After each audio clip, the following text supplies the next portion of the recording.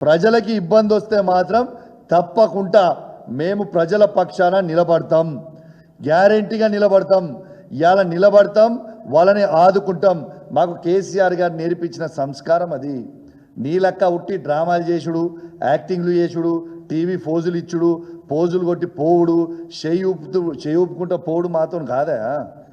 మాకు కేసీఆర్ గారు అది నేర్పలేదు. మాకు కేసీఆర్ గారు బాజాబ్తు ప్రజలకి కష్టాలు వస్తే ఖచ్చితంగా వాళ్ళ వెంట ఉండాలి అని మాకు కేసీఆర్ గారు నేర్పిండ్రు.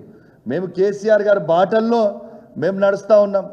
మేము ఆనాడే చెప్పినాం, నిరుద్యోగ యువతకు మొత్తం కూడా చెప్పినాం, ఈ భారతదేశ చరిత్రలోనే కేసీఆర్ గారు ఇచ్చిన గవర్నమెంట్ ఉద్యోగాలు నోటిఫికేషన్ 2,33,000 ఉద్యోగాలు కేవలం నోటిఫికేషన్ ఇచ్చింది భారతదేశ చరిత్రలోనే కేసీఆర్ గారి ప్రభుత్వం ఒక్కటే. దాంట్లో మేము ప్రభుత్వం ఉన్నప్పుడు దాదాపు 1,60,000 ఉద్యోగాలు నింపినాం. ఇంకా 60,000 మందికి ఎగ్జామ్లు రాపించి రిజల్ట్ పెండింగ్ పెట్టినాం.